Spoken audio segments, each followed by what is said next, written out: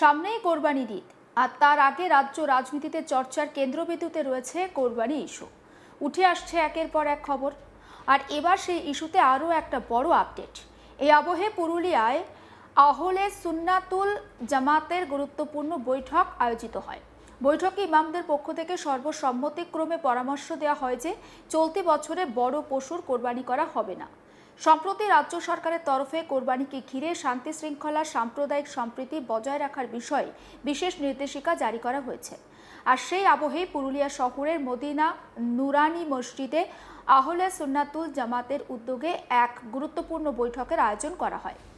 বৈঠকে শহরের গাড়িখানা মসজিদ, জাবা মসজিদ, ডিগুড়ি মসজিদ, পুলিশ লাইন মসজিদ, রানীবাদ মসজিদ ও কাটিন মসজিদের ইমাম এবং বিভিন্ন মসজিদ কমিটির সদস্যরা উপস্থিত ছিলেন।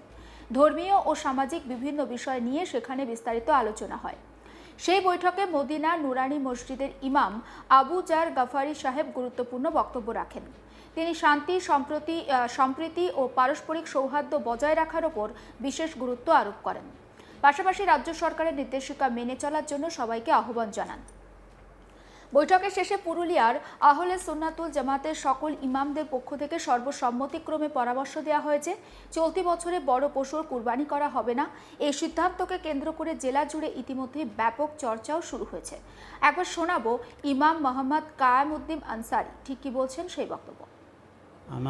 আমি গাড়িখানার মসজিদের ইমাম আমিও ছিলাম, বড় মসজিদের ইমাম জৈনুল আবিদিন উনিও ছিলেন, নুরানি মসজিদ যেখানে উপস্থিত আমাদের মিটিংটা ছিল সেইখানেও উনিও ইমাম, হজরত মৌলানা আবু জার গফারি উনিও ছিলেন, মৌলানা জাকির সাহেব ছিলেন রানীবাঁধের, এবং আরও ডিগুডি মসজিদের ছিল, মানে জেলার প্রায় সবই আমাদের অবশ্যই সবই ছিলেন, আর কমিটির লোকও ছিলেন, অনেক প্রচুর লোক ছিল।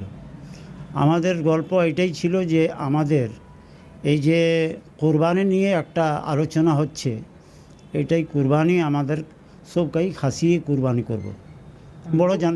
বড় জানোয়ার আমরা করব নাই, মানে গো হত্যা আমাদের একদম নাই। সব এই সিদ্ধান্ত এটা নিয়েছে, কেউ কোনো বলে নাই যে আমি করব বা আমি নিয়েছি। এক দুজন বলেছিল, তখন ওদেরকে বলা গেল যে আমাদের শরীয়তের হিসাবে যদি কেউ নেই আর ওই বাধা আসে তো তুমি ওইটা বিক্রি করে নিয়ে অন্য ওয়ার বদলে অন্য কোনো একটা জানোয়ার নিয়ে কোরবানি করো।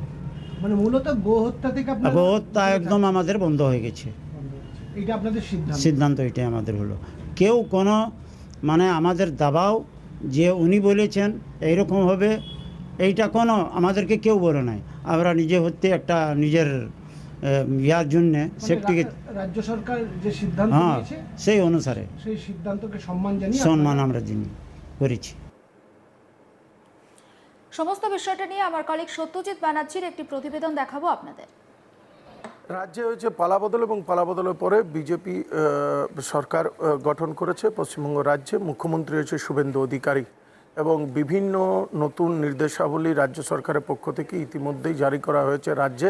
এবং তার মধ্যে সম্প্রতি যে মুসলিম সম্প্রদায়ের কুরবানি, সেই কুরবানি নিয়েও কিন্তু রাজ্য সরকারের পক্ষ থেকে বিভিন্ন গোহত্যা সংক্রান্ত বিভিন্ন নির্দেশাবলী জারি করা হয়েছে। এবং এই নির্দেশাবলী জারির পরে রাজ্য রাজনীতিতে এই বিষয়টি উল্লেখ্য বিষয় হয়ে দাঁড়িয়েছে এবং এরই মধ্যে প্রশাসনের নজরদারি চলছে, প্রশাসনিক তৎপরতা দেখা যাচ্ছে এই কুরবানি বিষয়ে এবং সাম্প্রদায়িক সম্প্রীতি যাতে বজায় থাকে রাজ্যে, সেই ধরনের কোনো রকম যাতে কোনো ইস্যু না সৃষ্টি হয় সেই দিকেও কিন্তু নজর রেখেছে প্রশাসন।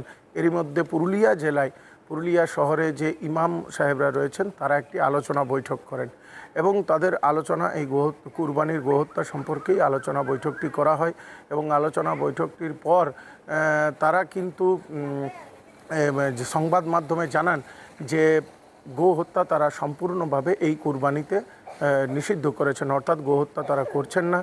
এবং তারা জানান খাসি অর্থাৎ ছাগ বলি দিয়ে এই কুরবানিতে ছাগ বলি দেওয়া হবে, গোহত্যা সম্পূর্ণভাবে তারা নিজেরা আলোচনা করে বন্ধ করেছেন এবং রাজ্য সরকারের যে নির্দেশাবলী সেই নির্দেশাবলীকে তারা সম্মান জানাচ্ছেন, যাতে সাম্প্রদায়িক সম্প্রীতি বা রাজ্য সরকারের কোনো নির্দেশে অমান্য না হয় সেই দিকটা তারা নজর রেখেছেন। এবং তার সাথে তারা এও জানিয়েছেন যে রাজ্য সরকারের এই নির্দেশাবলীকে সম্মান জানিয়ে তারা এই বিষয়টি করেছেন। কোনো চাপের মাধ্যমে বা কোনো চাপ সৃষ্টি করা হয়েছে কারো পক্ষ থেকে বা কোনো সম্প্রদায়ের পক্ষ থেকে বা পুলিশ প্রশাসনের পক্ষ থেকে তেমনটা কিন্তু নয়। তারা নিজেরাই সিদ্ধান্ত নিয়ে আলোচনা করে এই বিষয়টি তারা এই সিদ্ধান্তে পৌঁছেছেন এবং প্রশাসনের পক্ষ থেকেও পুরোপুরিভাবে নজরদারি দেওয়া হচ্ছে এই বিষয়টি নিয়ে।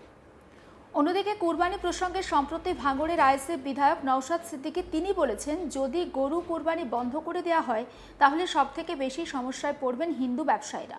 ঠিক কি বলেছেন নওশাদ সিদ্দিকী, আসুন শোনাই।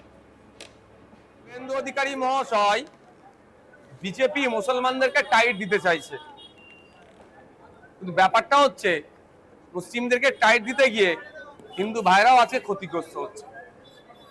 আমরা যতটুকু জানি যে গরুগুলো আসে জবা করার জন্য, বলির জন্য, কুরবানির জন্য, বেশি অংশ আছে উড়িষ্যা, বাঁকুড়া, ঝাড়গ্রাম এদিক থেকে।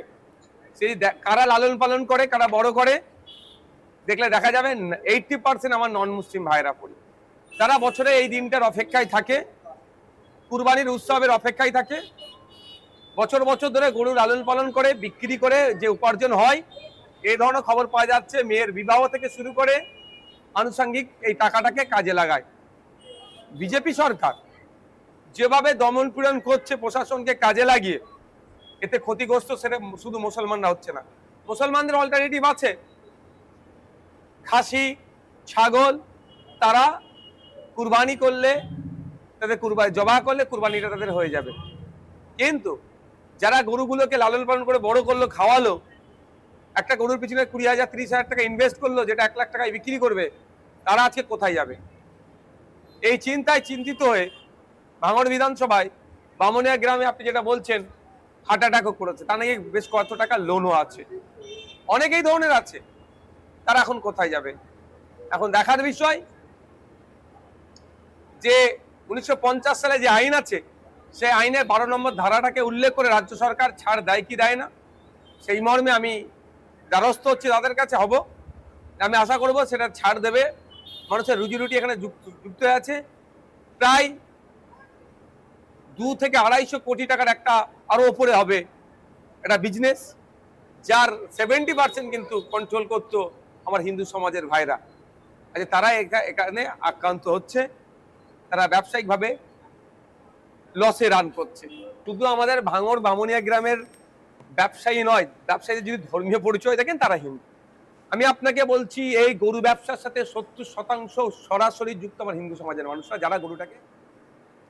সমস্ত আপডেট পৌঁছে দেবো আপনাদের কাছে, নজর রাখুন আজ তাক বাংলা, সাবস্ক্রাইব করতে ভুলবেন না।